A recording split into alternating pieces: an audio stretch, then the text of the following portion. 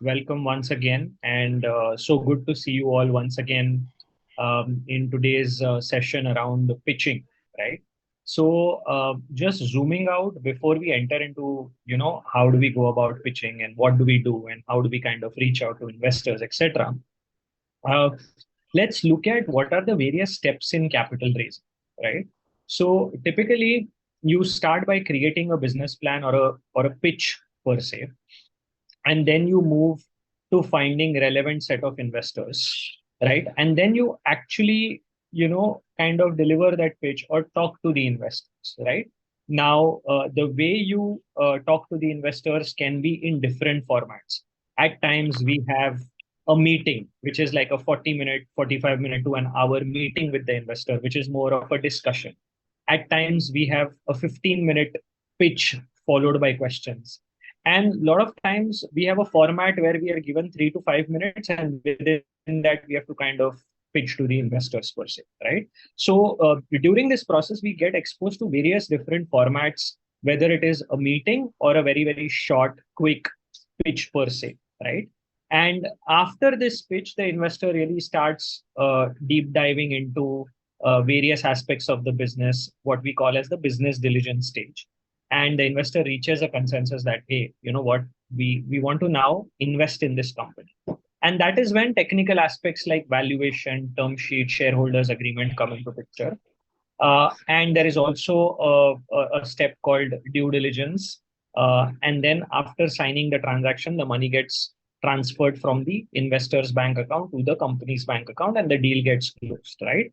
So that is the entire process of capital raising. And right at the beginning, the very first step is this creating our pitch and actually going and pitching to investors, right? And that is one of the most critical steps, what we call in the entire fundraising process, right? So the foundation of our fundraising strategy is actually the pitch, and therefore a lot of time and effort has to go towards fine tuning it, towards kind of making it really, really good. So there are a lot of questions that we have. When I talk to founders, there are a lot of questions like how many slides should we have? Whether it should be text heavy or whether it should be more of only images. What should I highlight about my business? What are the key elements that I should highlight about my business? What do investors really want to know? Whether they want to know about competition, whether they want to know about market size, whether they want to know about team. What are those points that the investor want to know about when it comes to the pitch? And then a lot of aspects like, should I really talk about topics like valuation during the pitch? Should I say that I want to raise 2 crores and for that I'm willing to give 10% stake in the business? Or should I not include these points?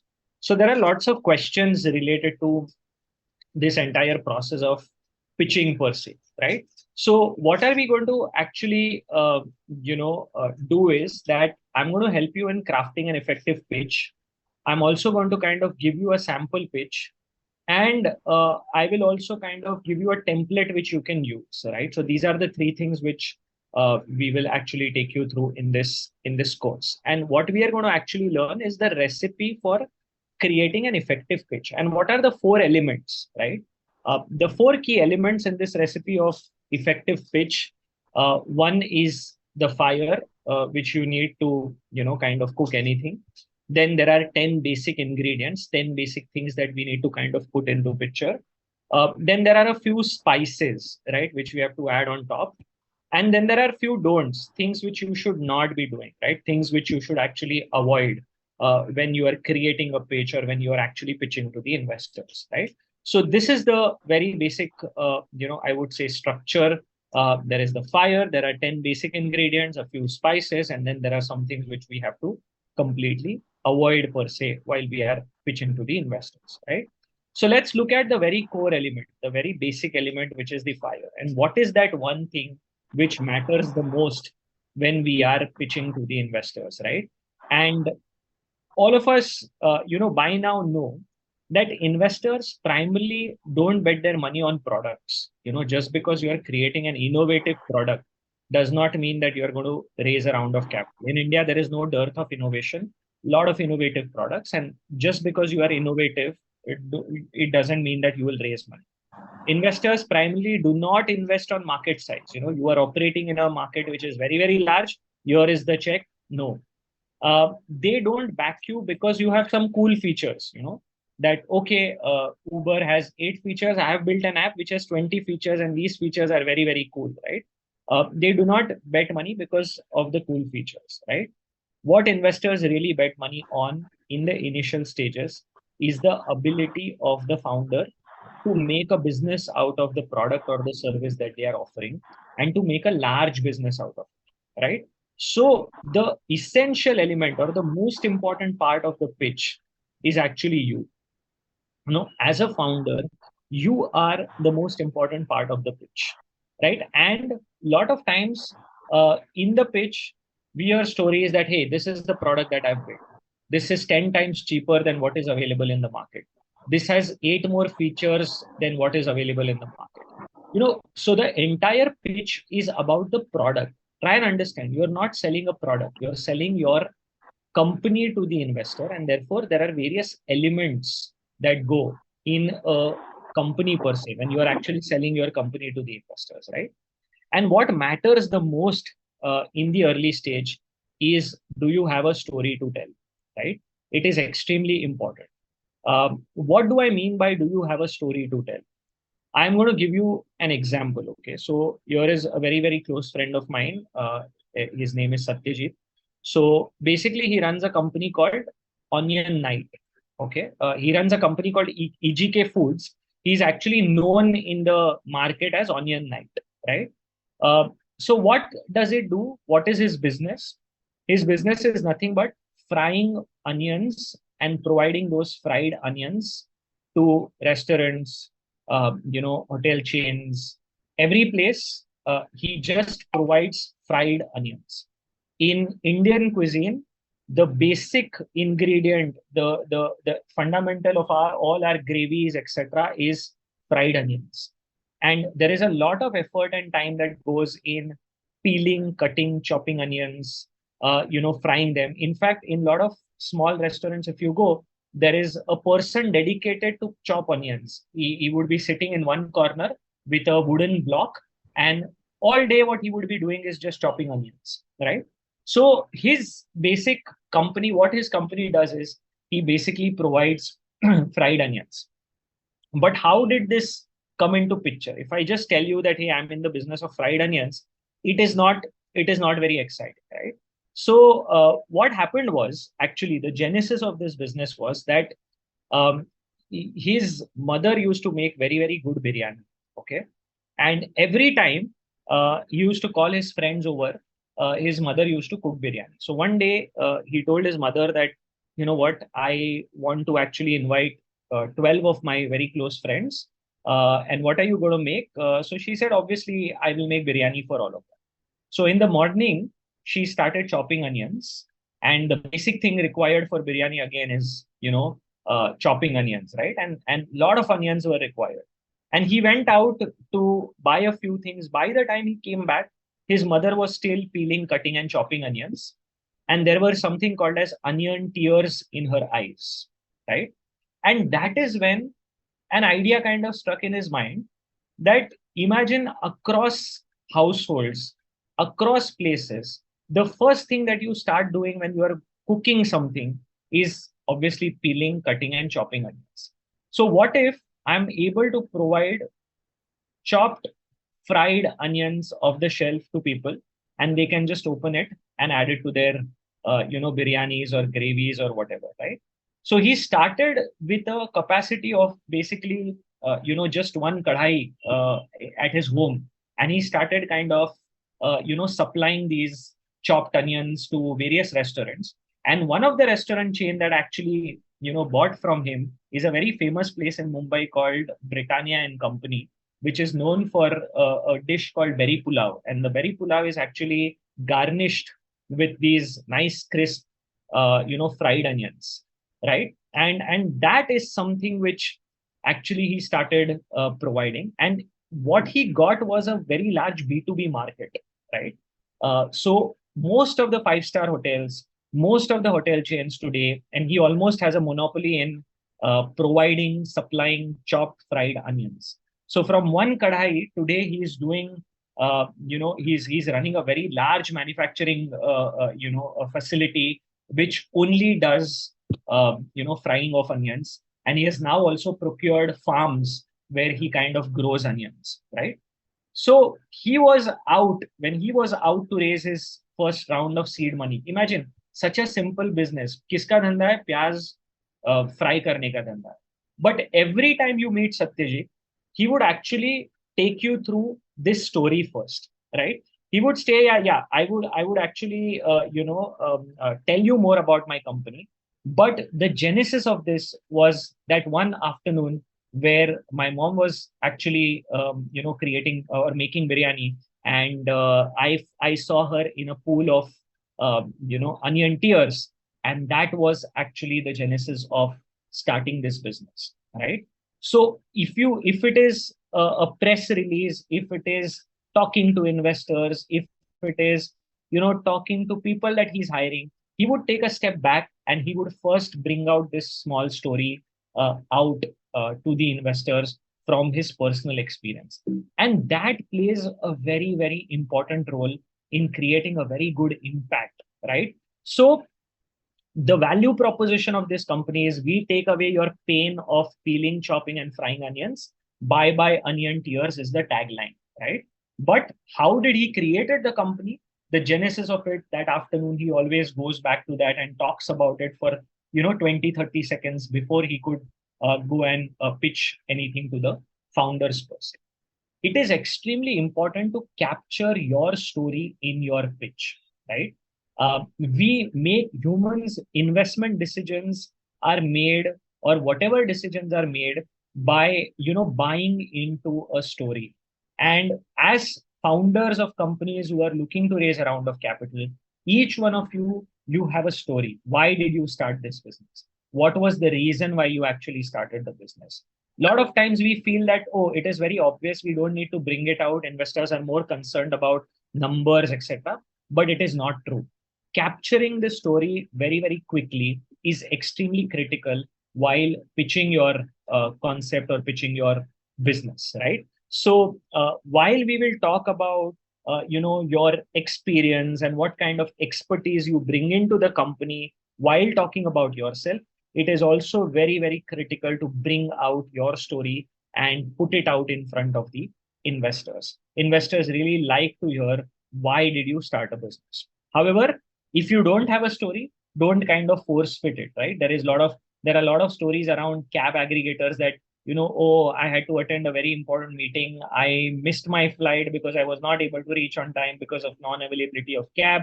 And that was the reason why I started, most of the cab aggregator companies started, telling these stories, right? So if you have a genuine story, bring it out.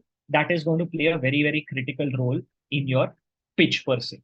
And that is the fire, I would say, or the basic thing required for the pitch. Feel free to put questions or on the chat window or whatever you have.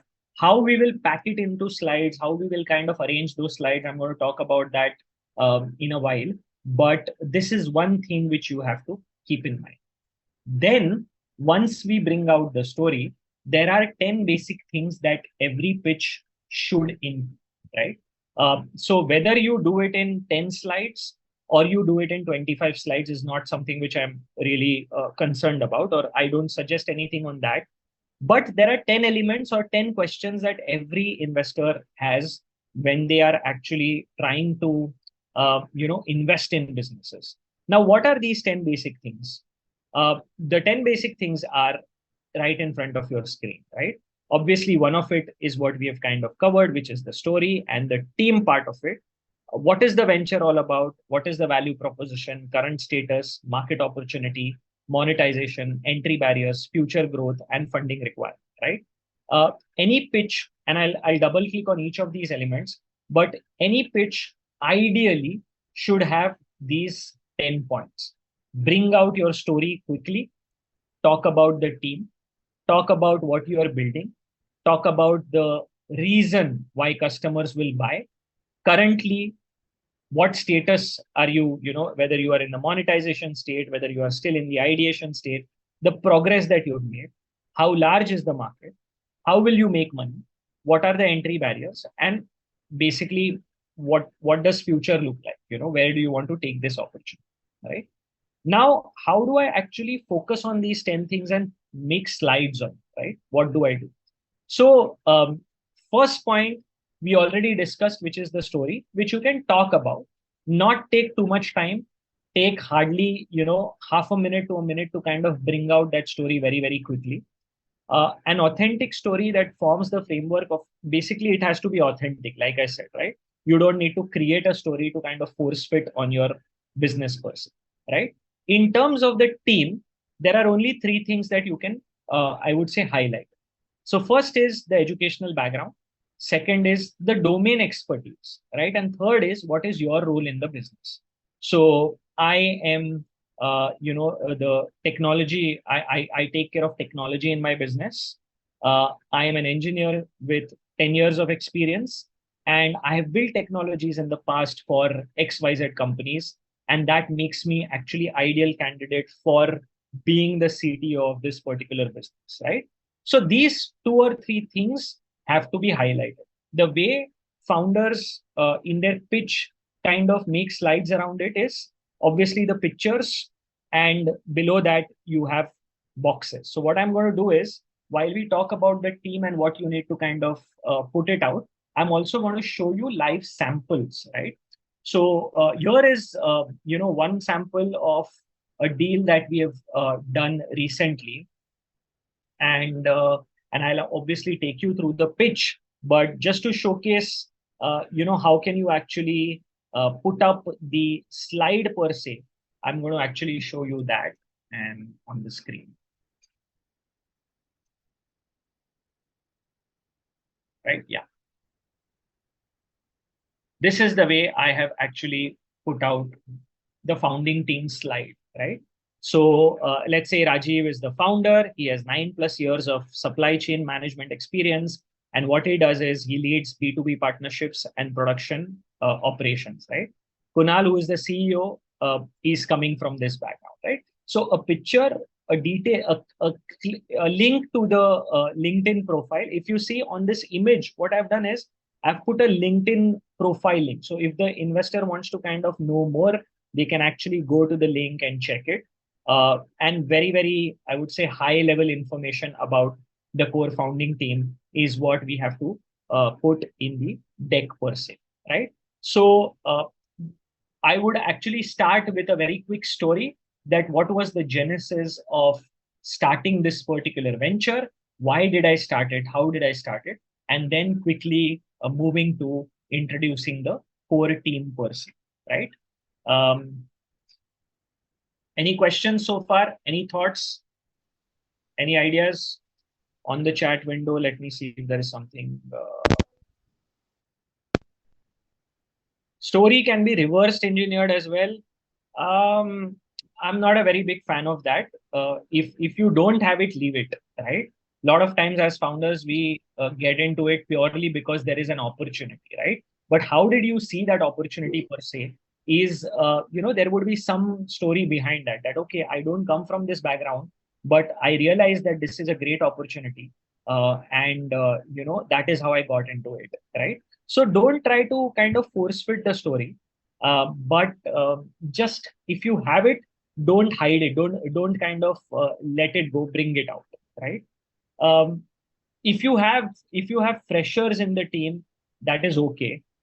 You can't really, again, but what you can do is, what experience you have, even as freshers, you would have some experience of working on your product, or why did you actually get in this particular business. Bring those elements out, right?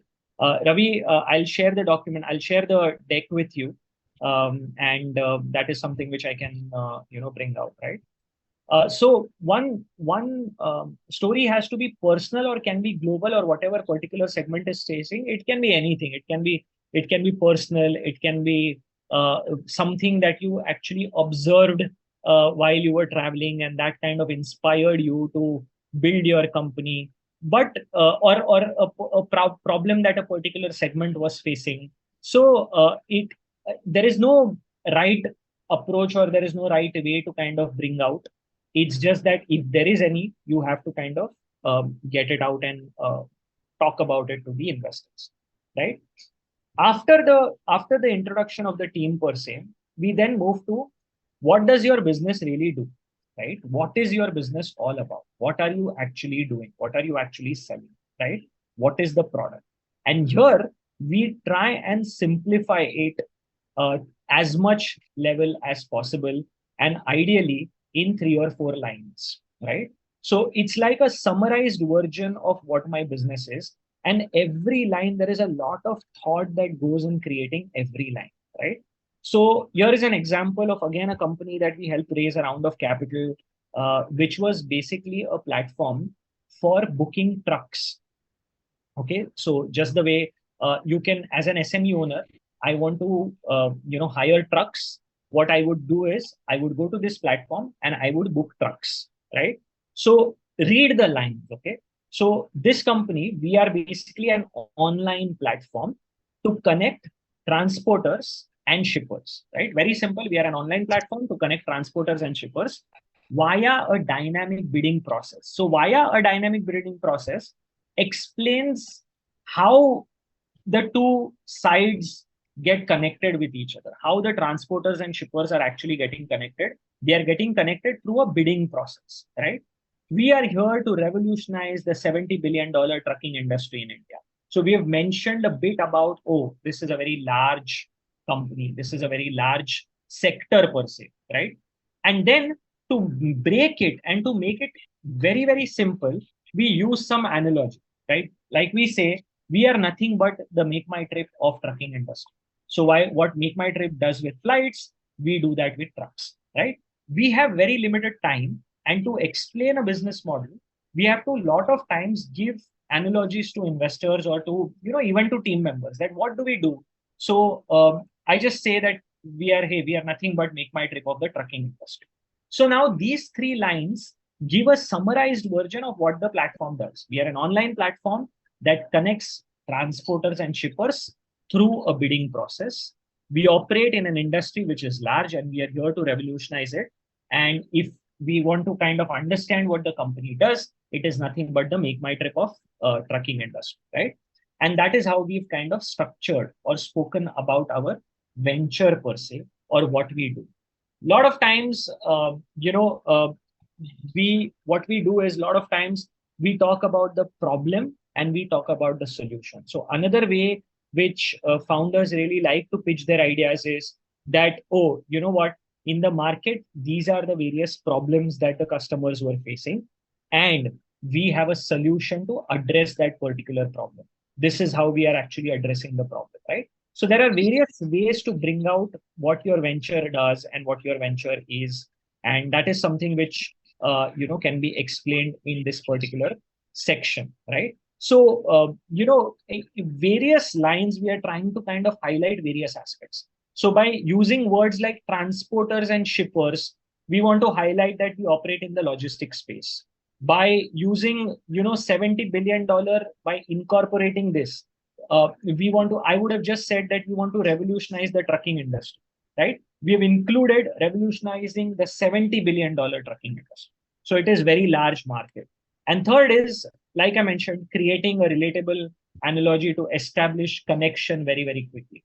Lot of times what happens is investors don't come from the same background as we do, right? They don't understand, they may not understand the sector in which you are operating, right? Very, very technical, very core sectors are very difficult for investors to understand, right? And then the founders come back and say, yaar, isko to kuch samajh hi nahi aa raha hai, what I'm trying to say, right? The responsibility is on us to break it down and to make it as simple as possible.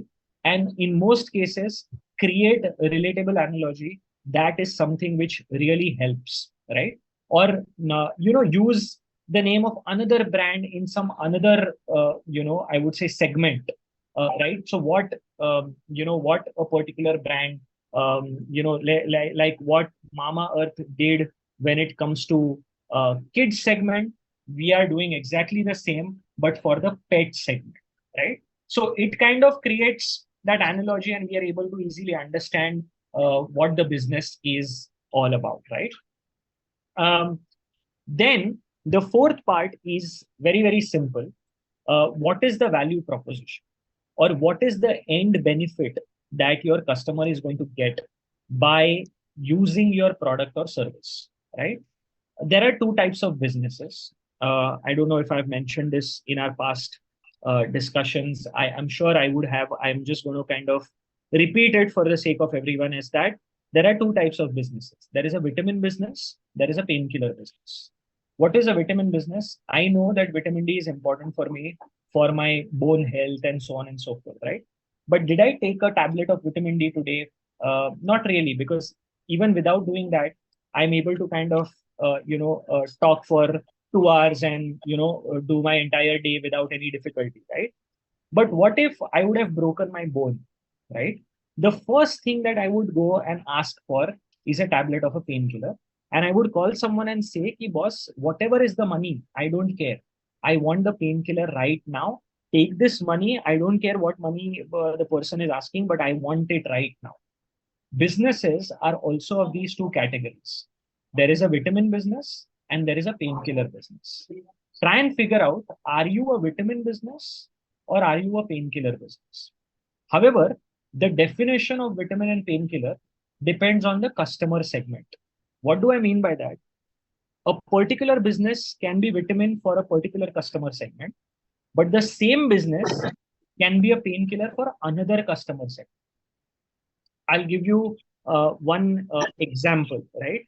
So there are these five regions in the world called blue zones, where people live above 100 years. And now there is also a very famous documentary on Netflix on that, right? So people, there are maximum number of sanitarians in these blue zones, right? And one of the blue zone is the southernmost island of Japan called Okinawa, right? And there, a lot of research happened. Ki why are people living above 100 years very easily? Not that they are exercising a lot, not that they don't have any bad habits, not that they are doing something special, but yet they are living so long. And one of the things that was found was the water, the source of the water from where they drink was slightly alkaline in nature, right? So water predominantly is neutral, but this source of water was slightly alkaline. And a theory started floating that all the lifestyle related diseases in the body are because of the tendency of the body to become acidic, right? And therefore we get all the lifestyle diseases. But if you are consuming something constantly which is alkaline, it is kind of getting neutralized, and your body's tendency is going back to being at neutral, right? uh, and a huge trend started of drinking alkaline water, right? And there were brands that came up which started supplying alkaline water, right? To such an extent that the creme de la creme of the society today, they get they consume water on subscription. So basically, just the way we get milk at our doorsteps, bottles of alkaline water get delivered to doorsteps of people every morning, and they spend 10, 15,000 rupees a month purely on consuming a certain type of water, right? Now they believe that by consuming that water, all my, I'm looking younger, my skin is looking better, I'm feeling better, I've not fallen ill. And they think that that alkaline water is actually a painkiller. But for a customer segment like me, I would say that, hey, you know what? Why would someone buy water 15,000 rupees a month? Why would someone spend 10 to 15,000 rupees a month on water, right? So for me, it is a vitamin business. What we have to convince to the investor is that my business is painkiller, and there is a large customer base who thinks that my business is painkiller, right? It doesn't matter whether you think my business is vitamin. My business is painkiller for a very, very large customer base. And therefore, the value proposition, why they would keep coming back to us again and again and keep consuming products or service from us again and again is, the probability of that is very, very high. So when we are talking about value proposition in our pitch, what I tell people to focus on is try and communicate the fact that this is like a painkiller business, for a very large customer set, right? And why is it a painkiller business? If you are able to kind of justify that, then that would eventually ensure that the value proposition point, a very strong value proposition point, gets communicated, right? So that is what this entire thing is. And the beauty is to communicate that in very, very small sentences, right?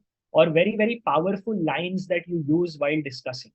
So one very famous example of value proposition is actually the tagline of Domino's, or the line of Domino's, right? This is actually not a marketing line. This is actually a value proposition. What is the value proposition line? They are saying that hot, fresh pizzas delivered under 30 minutes, right? We will basically deliver hot, fresh pizzas under 30 minutes to you. Or there is a promise. If we are not able to deliver on that, it is free, right? So what they really harped on is this under 30 minutes and hot and fresh pizzas first, right? So a lot of times we believe that companies, you need a marketing message, but actually, if you have a very strong value proposition sentence, that itself can become your marketing, I would say, marketing lines or taglines first. What do I mean by communicating value proposition? Communicating value proposition is nothing but why would the customers keep coming back to you, or why would they buy a product or service from you? Are you a painkiller for large enough customer segment base? And that is what we can actually make it, or try and do a very, very, I would say, strong business around a particular value proposition. Now, Vidushi is asking a very interesting question, right? How can fashion be made into a painkiller business? Okay, and I will give you an example of a fashion brand that actually is a painkiller business. So there is a brand of there's a brand, a men's apparel brand called Brooks Brothers. Okay, now Brooks Brothers, now in Bombay they have a store in Geo World Drive, but Brooks Brothers is actually known for its white shirts. Okay, and if you go to the Wall Street store, uh, a simple white shirt of Brooks Brothers would cost around $1,000, so around 90,000 rupees for a white shirt, right? Now, why would someone buy a plain white shirt for 90,000 rupees? 85, 90,000 rupees. Why would someone buy it, right? A good white shirt can come in like 3, 4,000 rupees max. You will be able to get a very good white shirt. Why would you buy it for 90,000 rupees? The people who buy it are very, very interesting. Okay.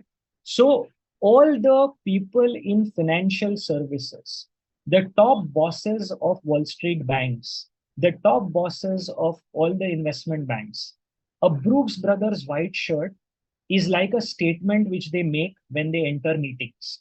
So if I'm attending a board meeting, I'm in the financial services sector and I'm attending a board meeting. Or if I'm the head of an investment bank and I'm going for a client meeting, uh, I actually wear, or I have to wear, a Brooks Brothers white shirt. That is the norm, right? So when the managing director of Morgan Stanley sits like this in the morning on CNBC, on his cuff, you will see a Brooks Brothers logo. Now, what is he trying to say? That, boss, you know what? I belong to Wall Street, and I'm just no ordinary person in the Wall Street. I'm actually I occupy the corner office, right? So essentially, for a very large customer segment, which is people operating in financial services sector across the world, a Brooks Brother white shirt is a painkiller for them. Without wearing that, they would not be able to enter the meeting confidently, or they want to kind of wear that and enter to communicate a certain message, right? And that is how a simple, I would say, apparel brand has converted it from a positioning standpoint into a painkiller, right? But obviously, there are some real painkiller businesses like all health, pharma, all of that has a painkiller, real painkiller value proposition, or if not a painkiller, try and figure out a way where customers keep coming back to you again and again, right? It's more of a habit creating business that, boss, I consumed it, I liked it, I kept coming back to you again and again. So if you can't categorize yourself or you're trying to force fit a painkiller, try and figure out if there is a repeat behavior that can be actually included in your business where people keep coming back to you again and again. That is something which is extremely critical. And like one of you is, mentioning, right, Vidushi, that Omega has also built the brand, but how do you actually create at an entry level is a question. And the answer to that is basically low hanging fruits, right? Always remember, as a startup, you have to be inch wide and mile deep, right? And not the other way around. You can't be a mile wide and inch deep, which means what? When it comes to customer segment, it has to be very, very focused. A lot of people say that, boss, everyone is my customer. Everyone can be my customer, right? But you have limited set of resources. What you have to identify is who is your lowest hanging customer, right? So the first thing that you can do is basically segment the customers, right? So let's say I'm considering fitness as a category, right? Within fitness, I would kind of create customer segments, that people who like sports, people who are more focused on diet, people who are actually going to the gym. Unfit people is also a segment within fitness, right? And my possibly lowest hanging fruit, right? Someone who would adopt my particular brand are actually the unfit people who are on the verge of, or who are wanting to make their journey into, becoming fit individuals, right? So if we are able to kind of really pinpoint that small group of customers as startups and create an image in their mind, right? Then that is the starting point for creating that, I would say, value proposition per se. How about baby food? Baby food in itself is a painkiller business, because parents are so conscious about what they feed their kids, right? So in a way, baby food is not a vitamin business. It is actually a painkiller business, right? And some of the things which, whether ethical or not, it's a decision that you have to take. But with a lot of times, customers communicating a fear can actually play a very important role in making your product a painkiller as well. That if you don't consume something like this, or what you are consuming can lead to these, I would say, these things, right? If you are if you pick up any baby food which is off the shelf in the market, these are the ingredients, and this is the long term impact. What we are doing is we are actually eliminating all of that, right? So if you highlight long term impacts, and if you kind of bring out that, okay, in most cases this is what is actually sold under baby food, and these are the impacts, and we are eliminating that, your product automatically becomes a painkiller, and not a vitamin per se. Toys, see, anything can be. Think of it now. It's up to you, how you can actually think of it as making it painkillers, right? If it is actually ensuring that kids stay away from screens, and they are actually spending more time on learning something, it is a very big painkiller per se, right? So that is something which you have to essentially figure out, right? So I would possibly in future share more cases with you of how a seemingly looking vitamin has positioned itself as a painkiller, and is actually becoming a painkiller person, right? And that's about the value proposition. What is extremely critical next to bring out is actually your current status, right? What do I mean by current status? Especially if you're looking to raise a round of capital, always remember that investors don't, today, they are not betting money on ideas. Okay, companies which are in the idea stage, they are not betting money. They want to see some proof of concept. And there is a huge difference between proof of concept and prototype, right? Prototype is basically a smaller version of the product which may not have customer validation, right? Which may not have gone to the customers, right? So I have built a food product, I've yet not, it's ready, right? But I've yet not taken it to the market first. I've yet not actually, no customers have given any feedback first, right?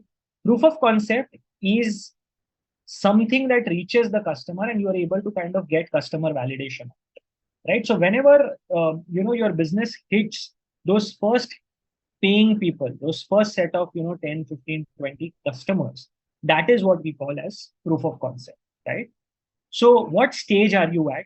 Whether you are at an idea stage, whether you are in early revenue stage, whether you are in a stage where your revenues are steady and now you need money to scale up, that is supposed to be highlight in this particular segment.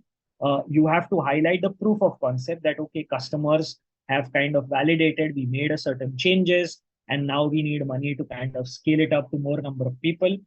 Talk about a bit about the customer profile, and obviously highlight the revenue that you've made, right? It is extremely critical to put it out that I have generated so much revenue in the past so many months, right?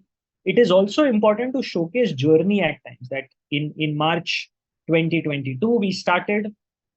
In March 2023 we reached a stage where product was ready out in the market and we started making revenue, and by November 2023 we are at a steady state of around 8 to 10 lakh rupees of monthly revenue, right? So you are showing progress, you're showing journey, that at this stage I started, here was when the product was launched, here was when we kind of took the product, I mean, got more features incorporated. This is when I launched my possibly first offline store. And right now I'm currently doing a revenue of this, right?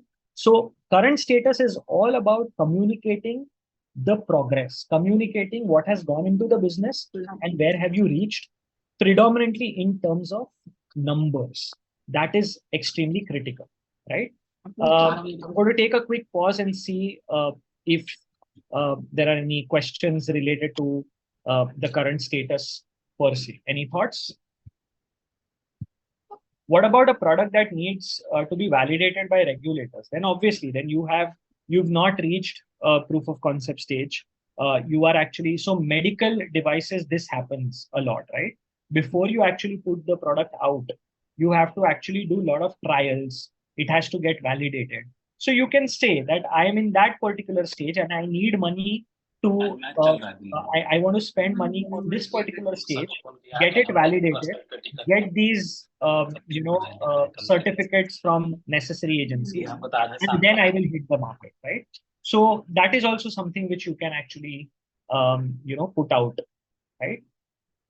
If we have two types of services, which is in the early revenue stage and the other in the ideation stage, how to define that? Very simple. Just put it out in the, just make two segments that we have two services, exactly how you have actually listed it out. We have two services. First service is this. Here we have reached a revenue stage, and then we have actually, some green shoots in another line of business that we have started, which is related to my first service. And here we are making some experiments, right? We are doing some experiments. So put it out exactly the way you are explaining it. What about a service which was once partially operational, but due to running costs, it was put on hold with source code? Okay, very interesting, right? So if you are in a situation where your business was operating and you put it on hold because of the cost per se, it is very difficult to convince an investor to put money. Okay. So always remember, the worst time to go to investor to ask for money is when you are running out of cash and the business is going to get shut. Let's say, कि 2 ही महीने का पैसा बाकी है. If in 2 months I'm not able to raise a round of capital, I'll have to shut the business. Don't go to the investors in this situation. When do we go to the investors? Your business is doing good. You have kind of created you've reached a level, and at that level you are able to sustain. It is growing organically also, slowly it is growing. Why you need money is to scale up. If you don't give me money, I will not have to shut my business. My business will grow at a slower pace, right? It will not actually grow at the rate at which the potential is there, right? So this is the ideal time for raising. that mera dhanda chal raha hai, my business is on. If you give me money, I'll be able to kind of expand it very, very fast, right? Um, so that is the right, I would say, approach or the right time to raise a round of funding. What is the category or range of traction to consider? It's very important question. For different sectors, investors expect different things. Let's say if you are, because I'm seeing a lot of consumer focused ideas like toys, baby food, and so on and so forth. uh, you need today significant traction. So you need around 5 to 8 lakh rupees of monthly revenue at least before you can raise an institutional round of venture capital funding. Before that, you can get individuals and so on and so forth. But if you have to reach out to VCs, etc., at least I would say, 8 lakh rupees of revenue is what you will require on a monthly basis, right? But if you are, like I said, if you are in a segment like medical devices, or if you are in a segment like space tech, which is very hot right now, right? Then investors do understand that you will not have traction. You will need money. Yeah. So Parth is saying deep tech, climate tech, all of these, where the gestation period is long, where monetization is not easy and product development itself takes a lot of money and time, then the expectation of traction is very low. And at times, in certain businesses like these, even at a pre-revenue level, you are able to raise a round of capital, right? So it all depends on, sector to sector. Typically, sectors with longer gestation period or higher amount of capital requirement, um, investors are okay to come in early. But in sectors which are getting crowded, where a lot of competition is there, where a lot of investments have already happened, higher traction is expected, right? And that is what is important for all of us to understand. Um,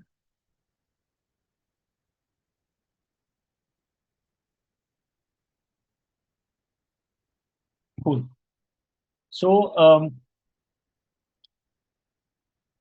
is there any possibility based on early stage ideas? See, very early stage ideas, the only place where you can raise money from today is your personal network and incubators, right? So always remember, who is the first investor in your company? The first investor in your company is you yourself and your personal network. Your friends, your families, your ex bosses. That is something which is extremely important. No one will invest money in you if you are not, going and raising money from your own network first. A lot of people come back and say that, but you know what, I don't want to go to my personal network. That is not the choice. See, when you go to an outside investor, what the investor looks for is, have you first exhausted your network and your money, right? That is something which investors really look for.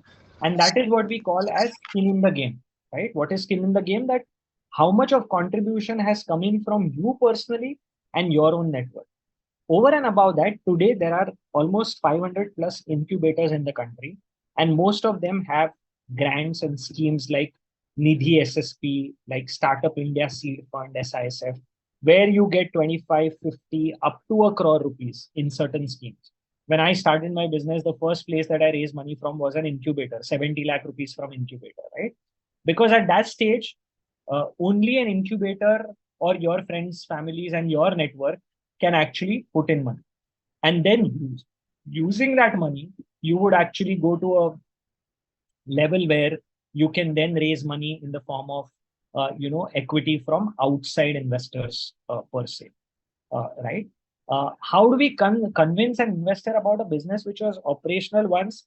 I really don't have ideas around that. Maybe a lot of people did that during the COVID level, that because of COVID, the business was shut, but now there are certain green shoots. The only possible way is to pump in some of your own money and start showing progress, right? That, show progress that things have now started. You've started operationalizing it yourself or through your network first, right? And I mean, give it a kickstart, and then investors would actually come in and put in capital in that particular business, right? So, Praveen, valuation and how to negotiate valuation.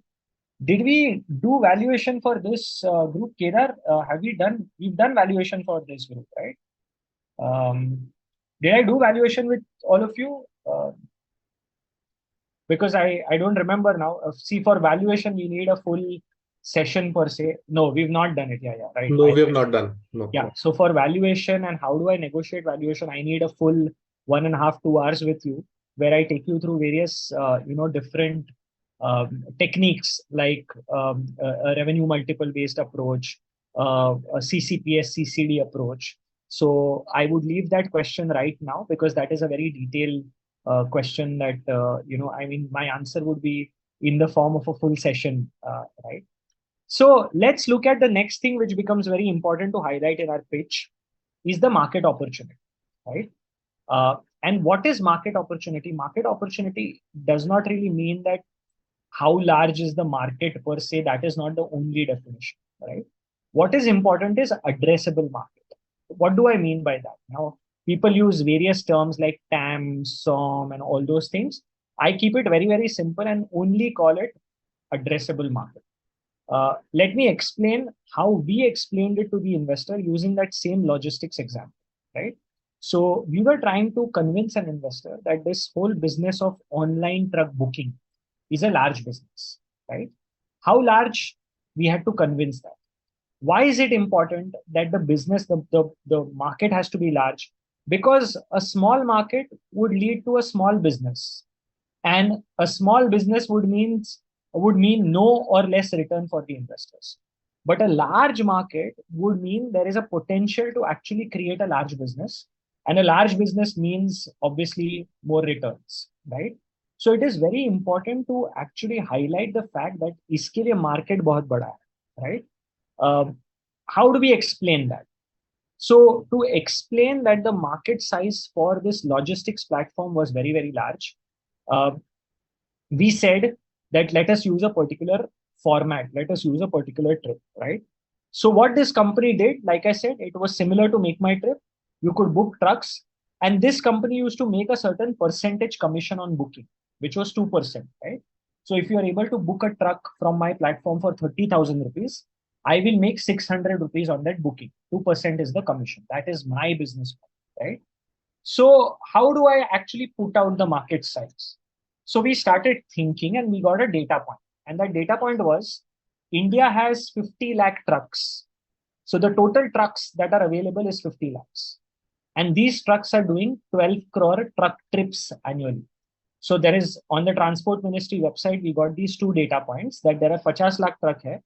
And those 50 lakh trucks, they had some estimate by which they mentioned that they were doing 12 crore trips annually. So one truck is moving from one city to another. If you count that for 50 lakh trucks, the number comes out to around 12 crore trips that are happening. And what we assumed was the cost of hiring a truck from one city to another is bare minimum 30,000 rupees. It can go to 70, 80,000 also, but we have assumed a 30,000 rupee cost. Now, how much will I make, right? I will make 2% on that 30,000, which means my revenue is 600 rupees, right? So now, what is the opportunity size? Imagine if all the 12 crore truck trips that are happening in the country today, they hypothetically happen through my platform or a digital platform, which is commission based.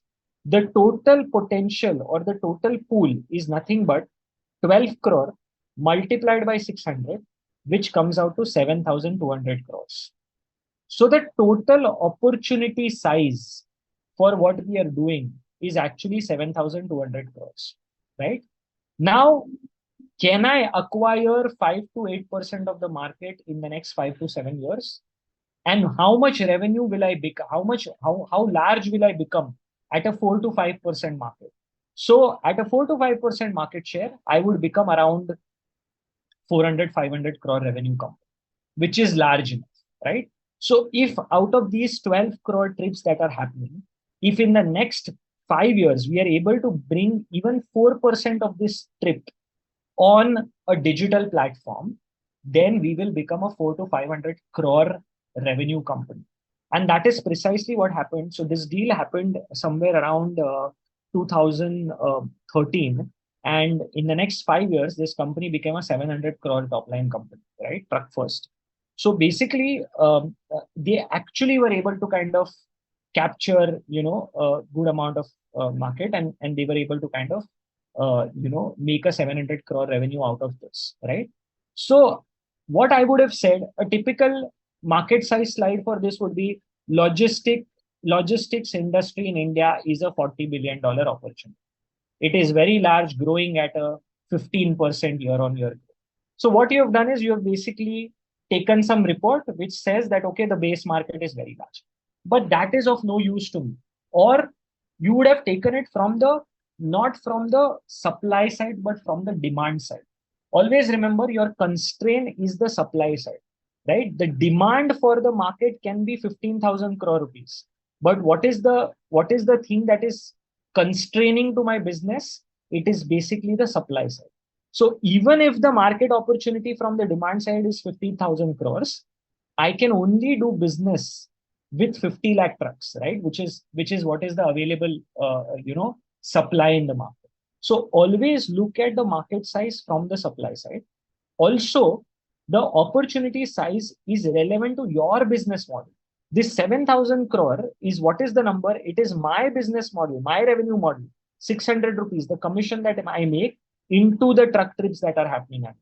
I am not just putting out that logistics sector in India is 50,000 crore sector, or trucking industry in India is 5,000 crore industry, right? Doesn't matter. What is addressable market? There was this question, right? Or what is that market size, relevant market size?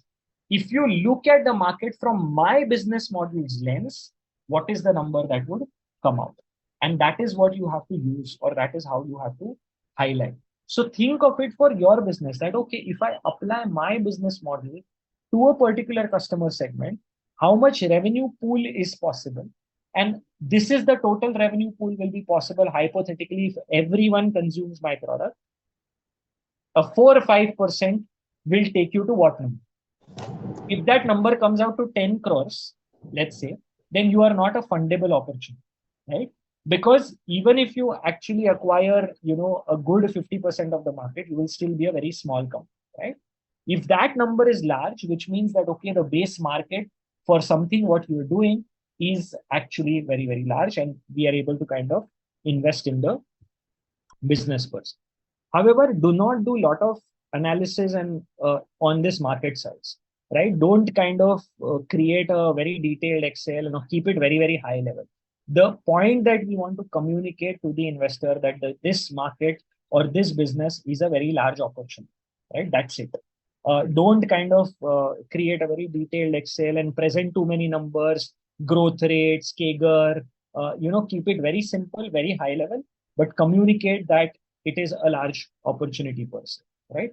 Typically, what I have seen is somewhere around 500 to 1,000 crore upwards, it becomes a sizable opportunity for investors, right? If the total market is 200, 300 crores for something that you are doing, then predominantly it is not a very fundable opportunity per se, right? I'm going to kind of take a quick pause and see if there are any questions related to this. Okay, done. So moving on, finally, last couple of points.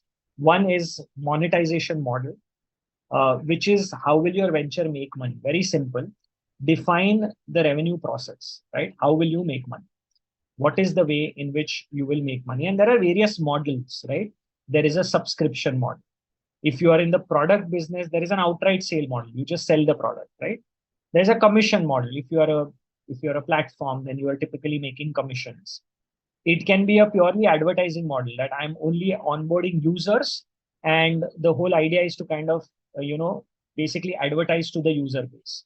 It can be a freemium model that basic things I'm offering for free, and over and above that, there are certain services that are offered for a premium person.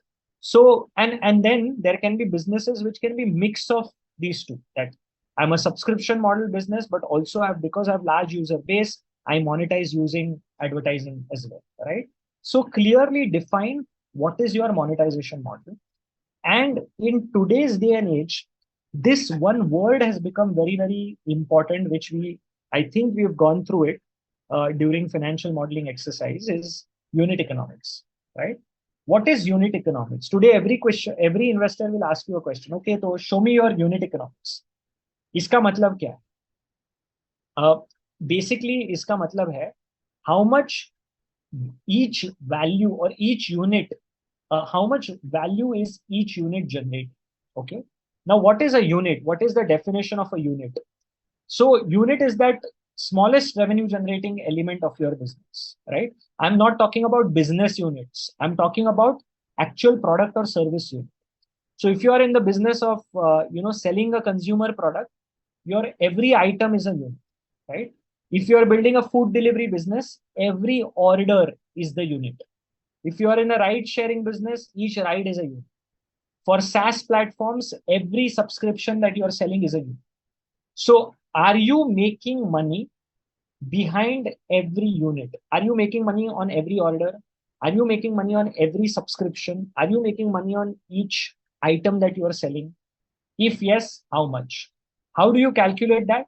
You basically load all the fixed costs related to that unit and try to find out the margin. Example, I'm taking a very simple example. You are in the business of selling roasted coffee beans. You've procured this very fancy beans from somewhere, and you're actually in the business of selling these coffee beans, and you're selling this pack for 550 rupees, right? But the cost of the product for you has been 385 rupees. So you're getting it manufactured, you're getting it packed, and all of that. That one unit is costing me 385, but you are selling it for 550. Now, the margin on this product, which means is 165, which comes out to around 30%, right? So that is what we call as the gross margin, right? So selling price minus cost of product. But hang on, that is not it, right?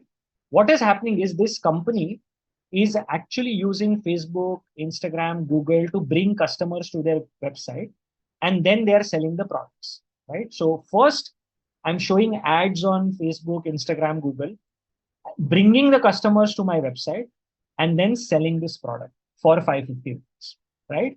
So last month, I spent 2 lakh rupees, and against that 2 lakh rupees, 980 customers bought this product from me.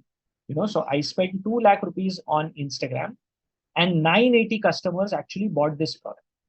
Which means what? Every customer was acquired for 2 lakh divided by 980, which is 204 rupees. So basically, to sell a product worth 550 rupees, I had to bring in the customer by putting 204 rupees on that customer. Now, load this cost of acquiring customer on your unit economics, right? So basically, now what is happening is I sold the product for 550. The cost of the product was 385. The gross margins were 165, 30%. But on top of that, I had to spend 204 rupees on acquiring this customer. So the real unit economics is actually negative 39 rupees and not positive 165 rupees, right? So the moment I scale this business, what is going to happen is my losses are going to widen. If I would have scaled this business, if this was true, the moment I would have scaled the business, my profits would have widened. But in a negative unit economic business, if you do the mistake of scaling up, your losses are going to widen, right? So then the founder comes and tells the investor, no, sir, but CAC is only one time, right? Once I onboard the customer will keep coming back to me again and again. And that time I don't have to spend any money on him, right? There is no CAC on him, right? So then investors look at repeat ratio, right? Okay, if what you are saying is true, then show me how many customers are coming back to you again and again, right? What is the repeat behavior? What is the percentage repeat? Now, imagine a business where the contribution margin is negative, minus 39, and the repeat ratio is very, very small, 8%, which means this business will not be able to raise money because they are spending a lot of money on acquiring the customers, but those customers are not coming. Once they buy the product, they are not coming back to them again, right? So what investors do in unit economics is, on one side, they see the contribution margin, and on the other side, they look at the repeat ratio. If the contribution margin is positive, repeat ratio is high. That is the ideal state that we want to show to the investor. If the contribution margin is negative, but repeat ratio is high, which means the customers will keep coming back, right? And at that point in time, eventually you will reach a positive margin. But if the contribution margin is negative and the repeat ratio of your customers is low, then your business is not going to be able to raise a round of capital, which means you're pushing the product by selling it, by doing marketing, but the customers are not really liking the product and they are actually moving to some another product, right? So it is very important to highlight these points, right? These become your important aspects, that I am a revenue generating startup. My monetization model is to make money via subscriptions.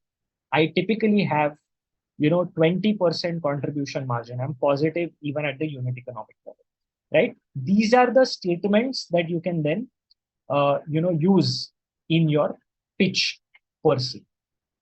2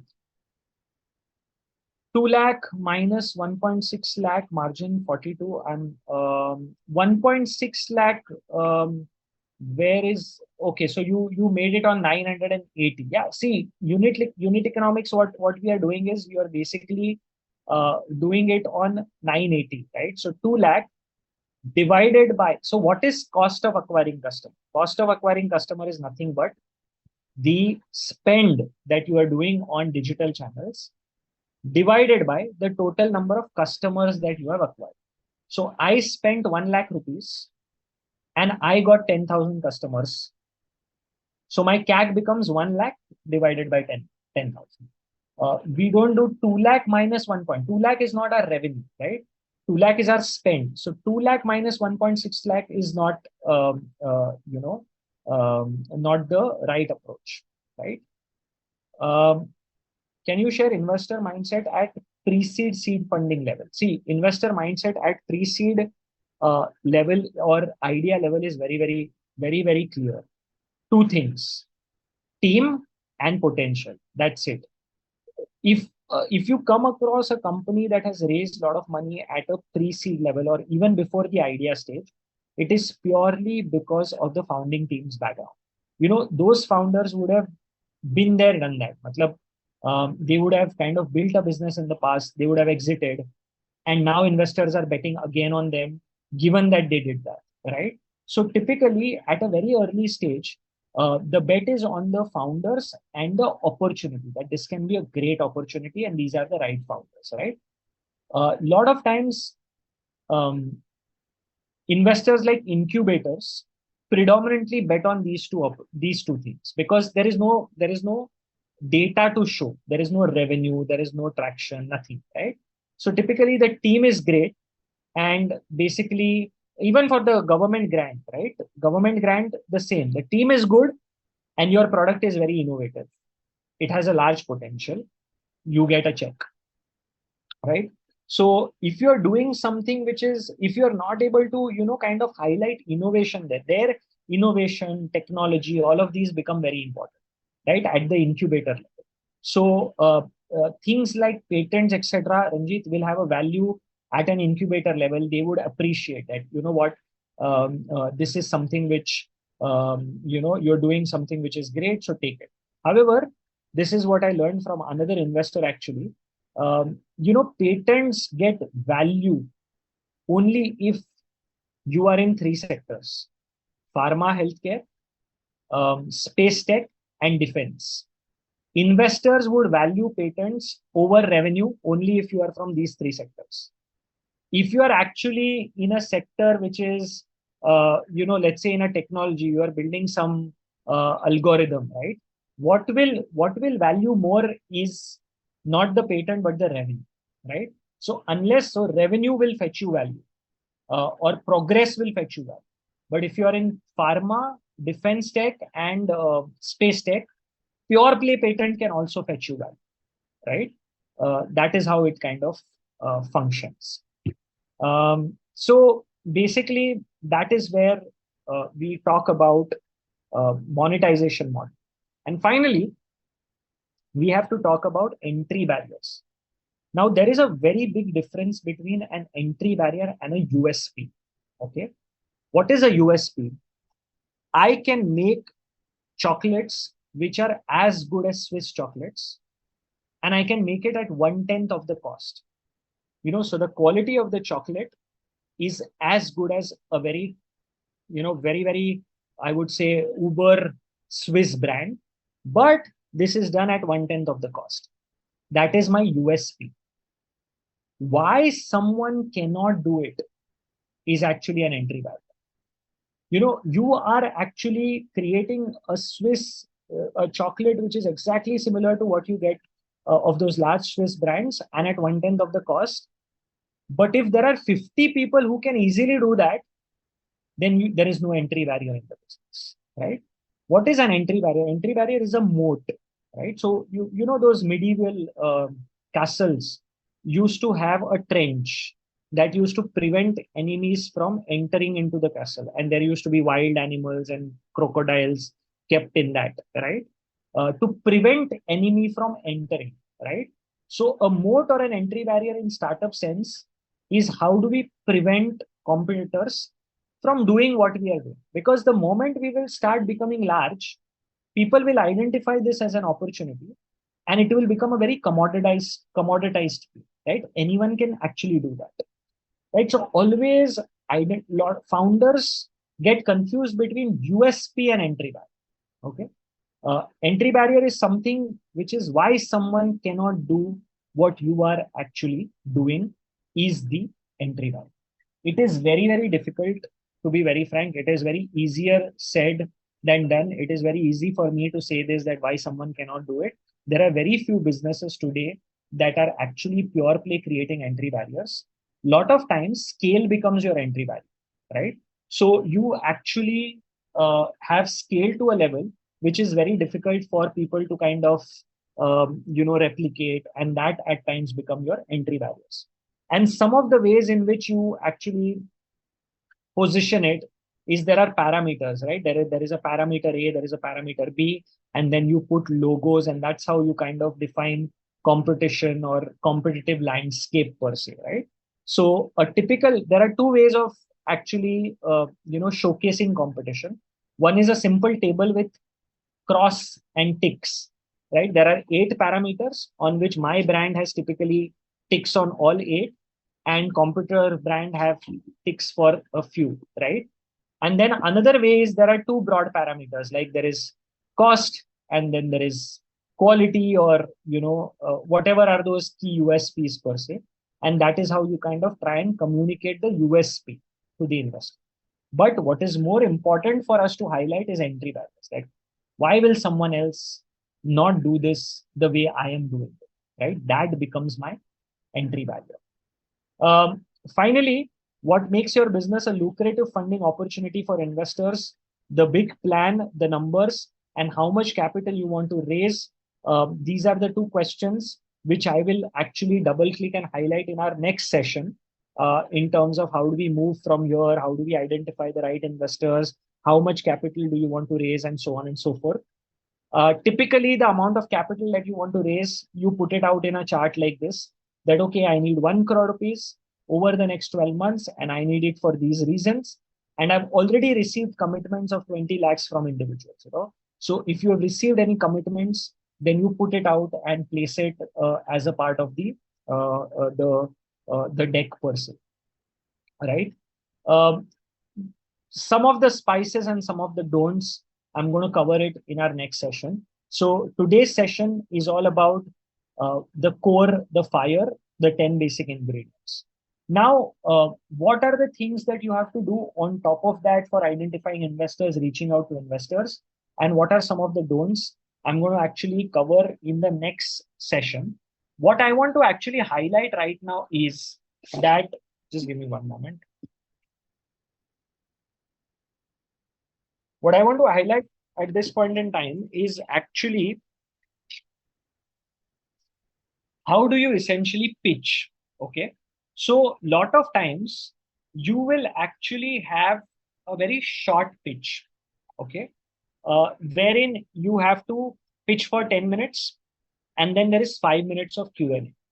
So in that, whatever we discussed, you will not have to include even those all points, right? If we discuss monetization, this, that, in 10 minutes, all of that will not get covered. So typically what we do is uh, founders actually cover everything, and there is so much to talk and so little time. And at a point in time, founders have to be told that, sir, the time is over. Now you have to stop. And the pitch ends abruptly, right?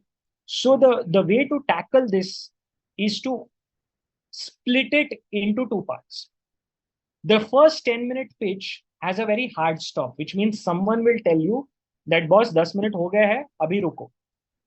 But the 5 minutes of question and answer where investors actually get into the details, typically this is the time which is flexible. It is not limited to 5 minutes. So the total time that we have is actually 15 minutes or more, and not just 10 minutes.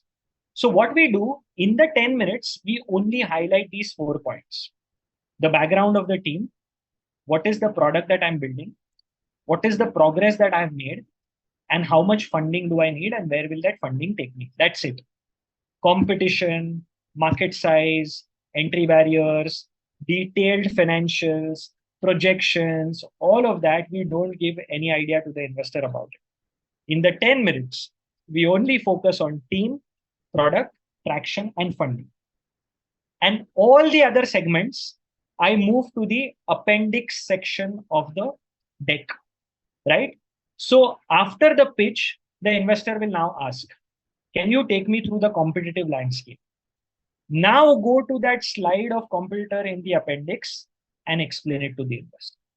Or the investor would come and say that, you know what, can you actually double click on the market size? Now go to that section in the appendix on market and explain to the investor.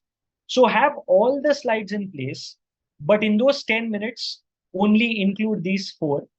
And in the Q&A, projections, competitions, market, or some of the points which you think are not necessary, you don't need to build those. You need to make slides on that and keep it in appendix.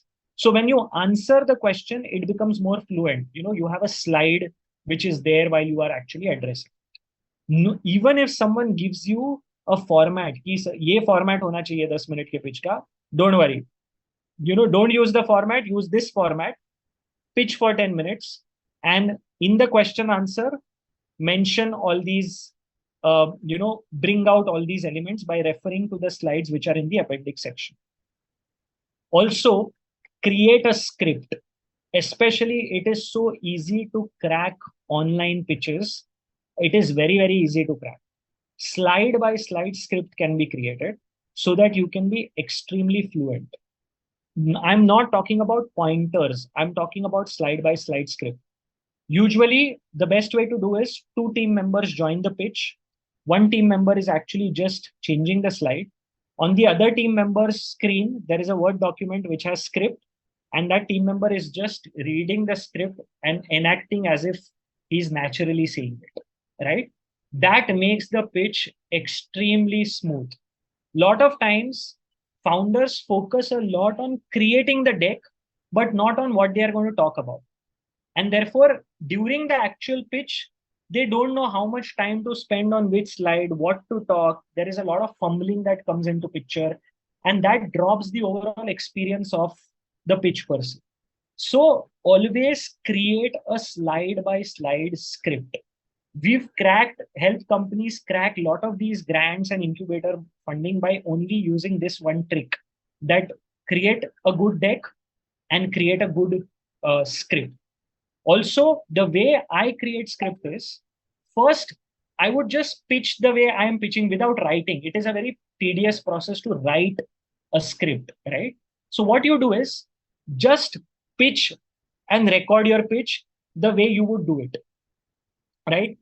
Just say things that are coming to your mind when you are actually on that particular slide. Then use voice to text converter tool and convert that recorded voice into text.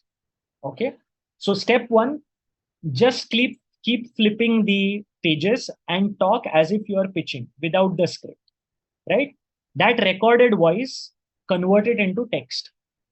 Use ChatGPT or GPT-4, or I typically use a tool called Gravity Write, which is a writing tool. Put that text in Gravity Write or GPT-4 and tell them, hey, can you make it much better? Or can you make it to fit in 10 minutes, right? You will get an output which will be crazy, right? Which will be so good that you will only surprise, you will enjoy talking those lines and sentences, right? So step one, create the deck. Step two, present that deck and record the deck. Step three, convert your audio into text. Step four, better that text using a GPT tool or any, there are a lot of tools available. The one of the best that I use is actually Gravity Write, right? And then all you have to do is you have to just change the slides and you are actually reading the script. And over a period of time, that becomes your pitch per se. In 10-minute pitches, no matter how good you are, there is so little time that most of the cases, you are judged on how you have presented, unfortunately, right? And therefore, it is very important to make that presentation very good, right? And that is what essentially is I would say, the mantra to crack these 10-minute pitches. Include limited things which are exciting, move the rest to the appendix, bring out those slides when you are answering questions during Q&A, and have a script while pitching, right? And this is a one-time effort, and once it is done, you can then, do your 10-minute, 7-minute pitches, right? There are also a lot of now tools that have come in for making the pitches better using AI per se.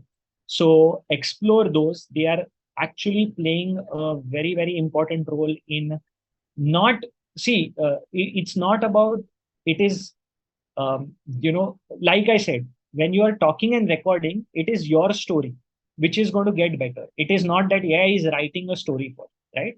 And therefore use the tools to enhance the process, and obviously not to replace it. That was एक B2B SaaS business का pitch का script बना के दे. That impact will not be great. But if your recording you convert and then you make it better, it will actually be your story which is actually told in a much better way, right? So that is something which you can actually do, right? So these are some of the things that you can actually use and make it better, right? Yeah, and someone, Sri Harsha, has already given you one tool that converts voice to words and so on and so forth, right? So that is it. So for today, this is it from my side. If there are any questions, some of the questions are, how do we reach out to the right set of investors? How do we identify those? What to include in slides for those or not? All of that we will actually address in the next session. And, we can then essentially take it to the next level. In fact, in the next session, in the last 10 minutes, if one of you want to really come out and do a mock pitch for all of us, happy to do that as well. And you can experiment with all of us. So I will have a full session in place, but one of you volunteers saying that, hey, you know what, I want to do it. Whatever I've learned, I want to kind of bring out and pitch it. You are happy to do that, right? Great. That's it from my side. Thank you so much. And I'm also looking forward to the next session. There is one question that I keep getting always. Is it possible to raise money without any traction? Yes, it is possible to raise money. From which investors is the question? Two sets of investors. If you don't have traction, reach out to your own network of people, your own friends. And second is reach out to incubation centers. Believe me, I sit on the incubation committees of almost 17 incubators of giving money. The problem that we are facing is there are no quality opportunities because people don't know about it. Spend some time on knowing what all schemes and what all grants are available, right? Unfortunately, there is no one, there is no one place where all this information is getting, is kind of coming together. So keep your eyes and ears open and apply to these incubators, and specifically look for two schemes: Nidhi SSP, Nidhi Seed Support Program, and second is SISF, Startup India Seed Fund. Right? The application process, etc., is very very easy, but go with a very nice pitch. That's the thing, right? Can you suggest any AI tools for making pitch? I've not used one tool. I'm actually using a lot of tools to make the final pitch. For example, to make my decks, I'm using Canva AI. To convert my voice to text, I'm using a particular tool. To make the text better, I'm using Gravity Write or GPT-4. Right? So I'm not basically you can create your own stack of AI tools for any process, not just for pitch, right? So figure out there may not be one integrated tool that is available that covers everything, but you can actually use a lot of tools to finally create an outcome, right? That is something which we are essentially using. In fact, we are, just because we are talking about it, I'm using a lot of tools today to also, record the pitch or record the video. A lot of times you have to submit a video, etc. So what we are doing, and let me see if I can show it to you. And this is one thing which you can also use, and it's very very interesting, especially if you want to send the recorded version of pitch, etc. Okay, so can you see my screen? Yes. Hello. Are you an incubator manager eager to enhance your expertise in the realm of seed funding management? Look no further. We have a program. So this that you see is actually not me. It is my avatar talking in my voice. Okay, so what now you have technologies for pitching where if you want to send a link to the investor about a video and you want to customize that, right, and bring this quality, this is not me. This is basically my own voice. I just have to upload a particular script, right? And my avatar will start talking in my voice with my expressions, right? So a lot of times there are requests where, hey, why don't you give me a video pitch? Or why don't you kind of upload? Today, you can use all of these things to make the overall experience far better. Or even if you want to talk about your brand in different languages, hiring a studio, all of that becomes very expensive. What can be done is actually creating your avatar, which is a one-time effort, and then just uploading the script, and in your voice, you can pitch to different investors. A social impact investor will have a different script. A foreign investor focused on climate tech, if you want to position it that way, it will have a different script, and so on and so forth, right? So explore all of these to make the overall experience very well, and all of this is impacting us in a very positive way to make the overall experience far superior, right? So on that note, we close for today, and we meet again on Wednesday. Thank you so much. Looking forward to seeing you all. Bye. Yep. Thank you, Vikrant. Thanks Bye-bye. a lot, Vikrant. Thank you, Great. everyone. Thank you. Yeah. Thank you. Thank you. Thanks, Vikrant, for the lovely Thank session. you. Thanks a lot.